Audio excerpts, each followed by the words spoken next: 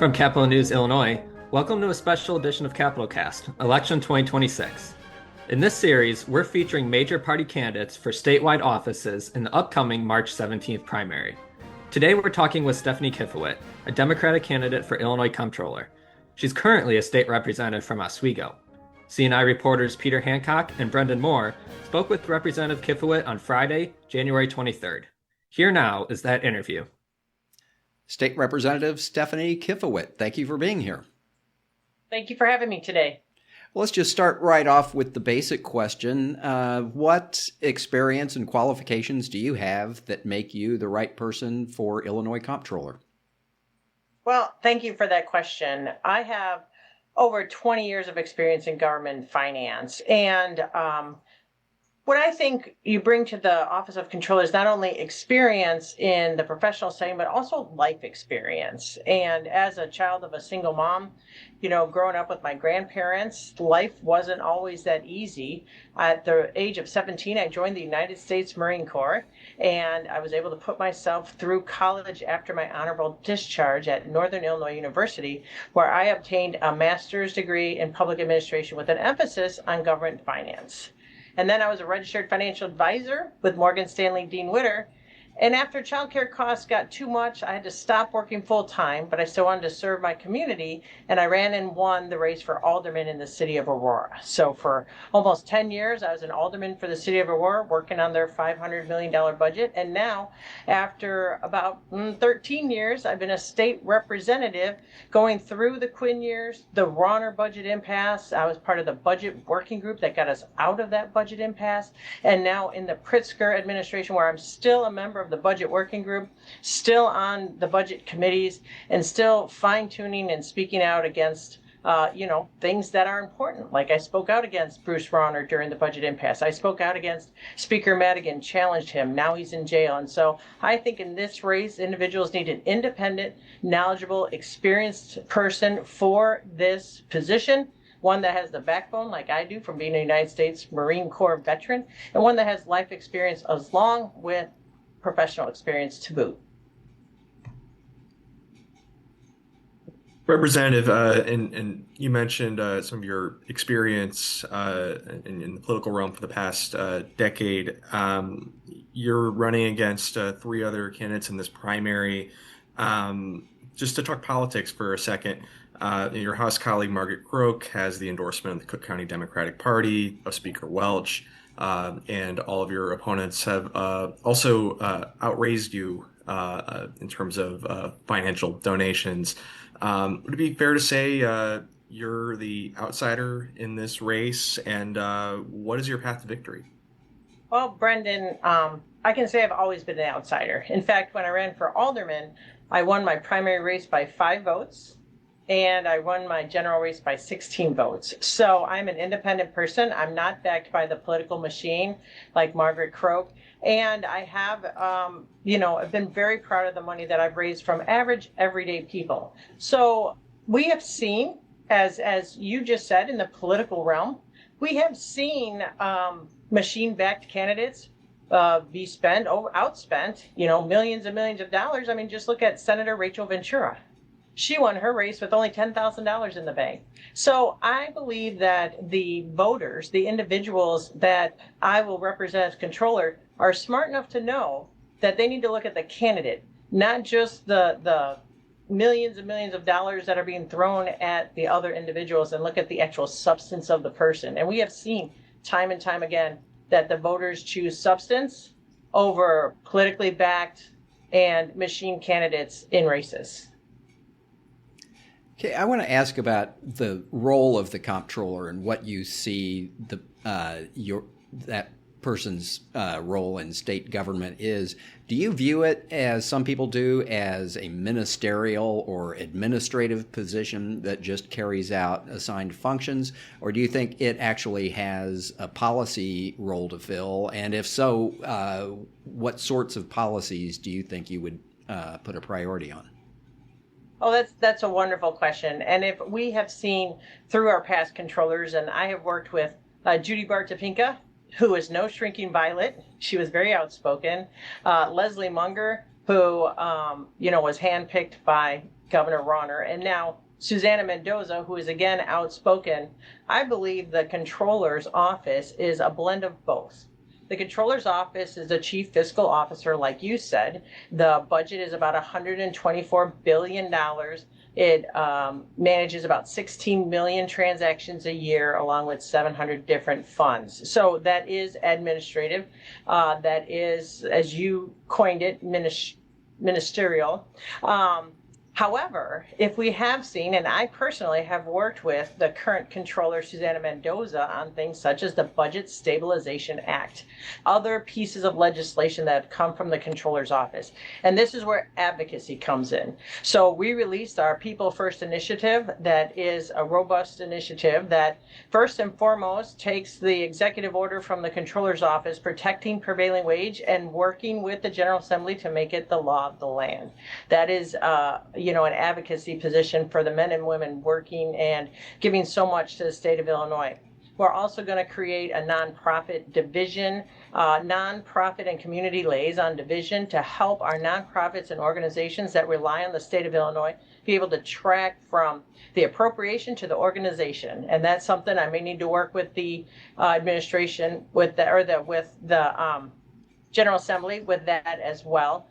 Looking at audits, making sure that we are properly auditing and working with the General Assembly with regards to our audit language, tightening it up, making sure that we make sure that we have bad actors. So my experience as a legislator, my experience on budget committees working with 3 controllers for the state of Illinois make me the individual that can do both, can create the labor division, create the nonprofit and community division, and I know some of my other colleagues are talking about modernizing the office of the controller. Well, my friend Susana Mendoza is already doing that. We are in phase 2 of the State Legacy Modernization Act.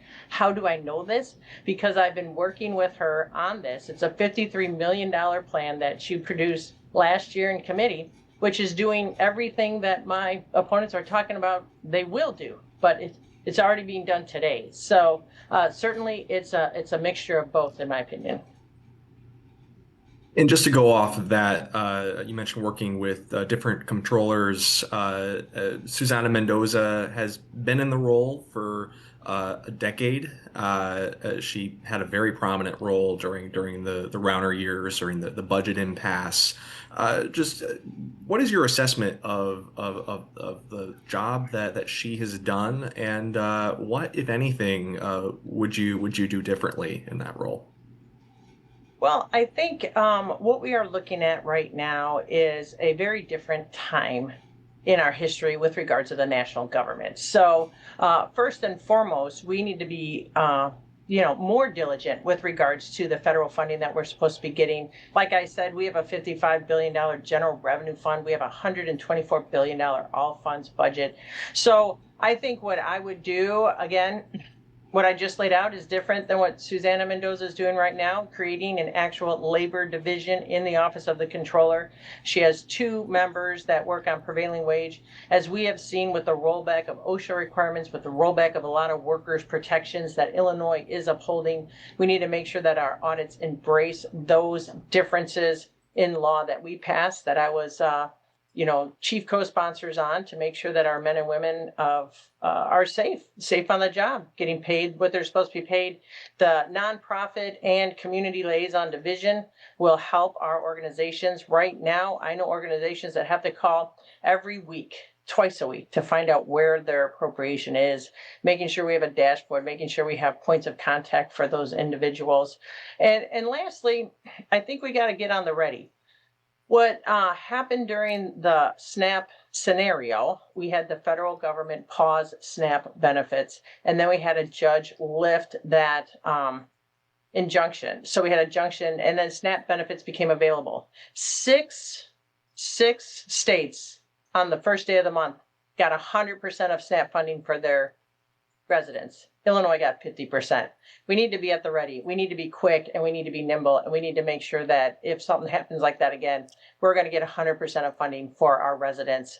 You don't serve in the United States Marine Corps and not be ready. So we will be at the ready, and we'll have rapid response individuals, so that if these scenarios happen again, we'll have individuals ready to go to get 100% of funding for our residents. So another question about the office itself. Illinois is a state that has both a state treasurer who controls where state money is deposited and a comptroller who controls when and how it's spent, sort of the state's checkbook, if you will. There are some people who say those two offices could easily be merged and there could be administrative savings there. Do you agree with that? Do you think we could merge those offices, or is there some utility in having those two functions separated? I believe that it is something that needs to be looked into. As in my position, we've seen numbers as much as $12 million in savings.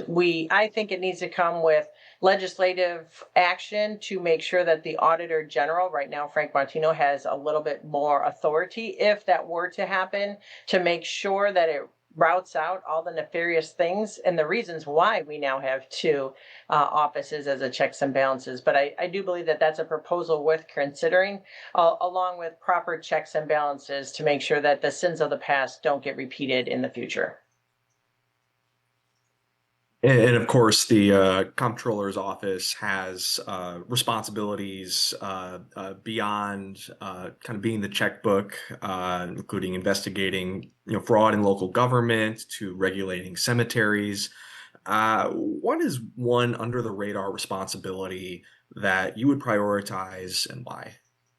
Well, I think as the current chair of the pensions committee and working very closely with pensions, and the only one in this race as a former registered financial advisor, I think one of the important things is the seat on the state investment board that the controller holds for the state pension systems, the judges' pension systems, and the General Assembly pension system. And I think making sure that we are good stewards and we are investing wisely for the men and women that give so much to the state, our state employees, is something that I think is very vital, which is why I just released a statement saying that as a member of the state investment board, I'll oppose any instances of legislation or intent to invest in risky crypto type investments or AI venture capitalists, because we need to make sure that the men and women have sound fiscal policies. Now, right now, these aren't allowed under the state law, but as you know, and I know, and I've seen, individuals propose laws all the time. We're changing the laws all the time, and I'm going to stand by that and state that we should not be investing in any crypto or AI venture capitalist types of investments. We need to have solid financial footing, of which, like I said, I'm the only registered financial advisor in this race with that knowledge. One of the priorities of incumbent comptroller Susana Mendoza has been reestablishing and buttressing up the state's rainy day fund. That fund, there have been some gains. The state has made investments in it in recent years. The current balance is around $2.4 billion, which is enough to keep state government operating, as we understand it, for about 2 weeks or so. Probably below what some fiscal experts would recommend. How much do you think the state should set aside in reserves, and how much of a priority should that be in the budget process?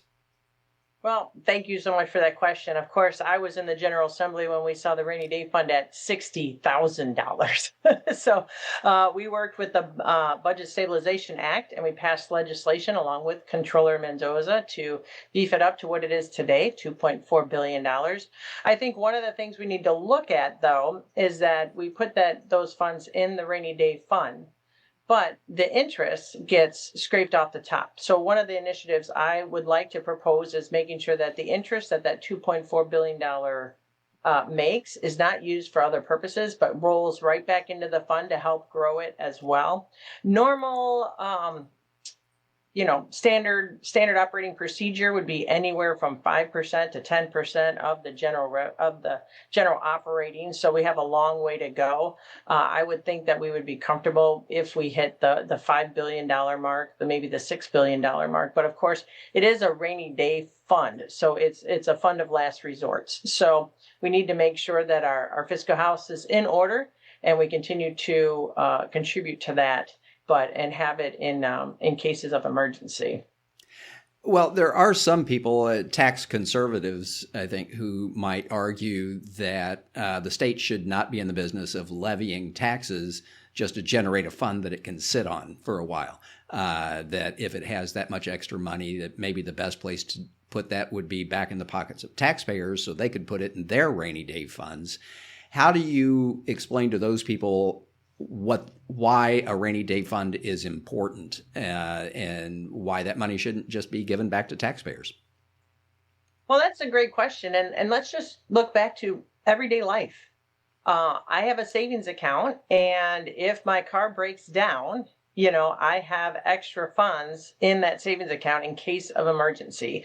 So it's just flawed logic that it's money just sitting there. It is money there in case of emergencies. Right now, with Donald Trump trying to claw back and trying to not release funds that we are owed, there could potentially be an emergency that we need to tap into those funds. So I believe that once we get through this administration, when we look at situations going down the line, when our rainy day fund is funded appropriately, then we can take that mentality and we can certainly try the best we can to give money back to the taxpayers when our expenses are lower. For example, at about 2045, if nothing is done, our pension payment will go down significantly.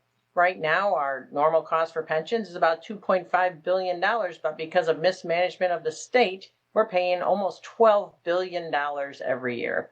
Well, if we refinance that and we get in a position where that pension payment is under control, which I've been working on for the last 3 years, and costs go down, we certainly can embrace that, but it's just not realistic at this point in time.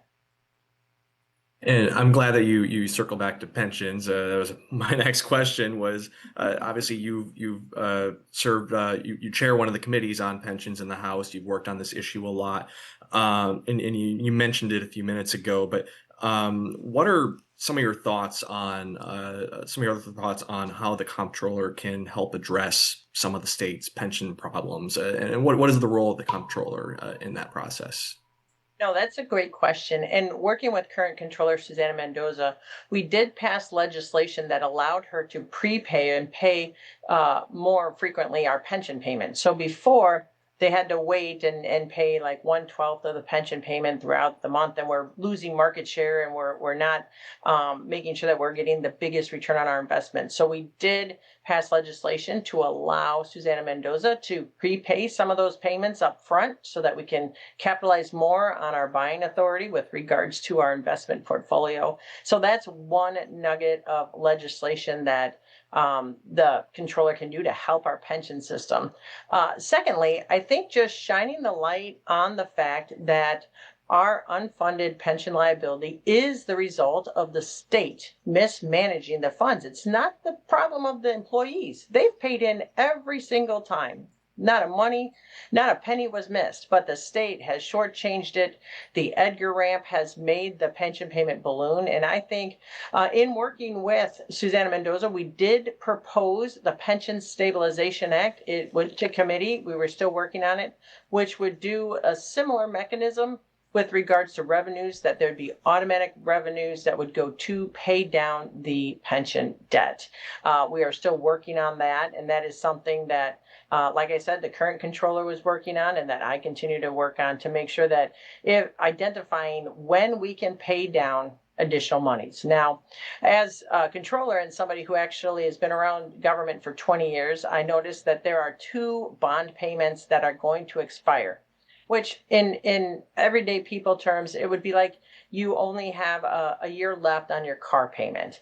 And so what we are looking at, and as controller I will continue to advocate for, is when those payments expire, it's money that's not already budgeted, that those payments go directly towards pension payments to pay down the unfunded liabilities. So when somebody's car payment, you make your last car payment, you switch that money to your mortgage, and it's still out of your budget. It's not impacting your budget at all. However, the payment by paying down that debt would help save billions of dollars in the long run.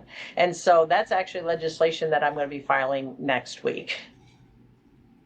Okay, well, and that kind of touches on my next question having to do with the state's credit rating. How well the state manages its finances is reflected in its credit rating.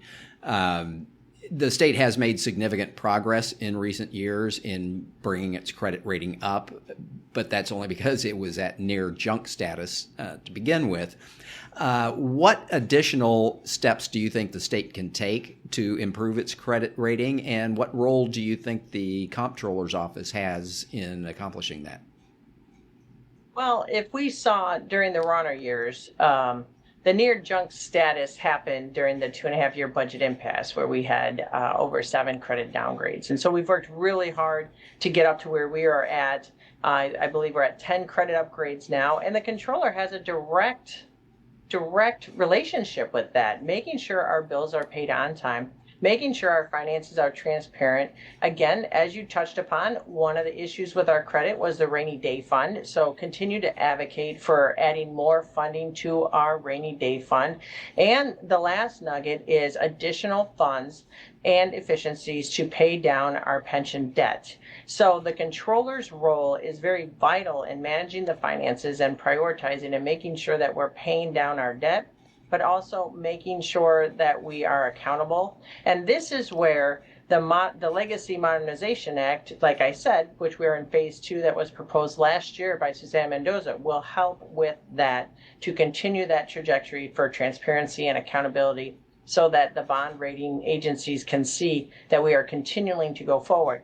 Lastly, the controller needs to be the watchdog of the state, needs to talk about budgets, if budgets are tightening, and making sure that we are not overspending. There are some funds that are holding debt, that there are some funds like the college insurance program that doesn't have enough money in it to pay its bills. So now we have college retirees, their doctors are still waiting up to 18 months for a payment.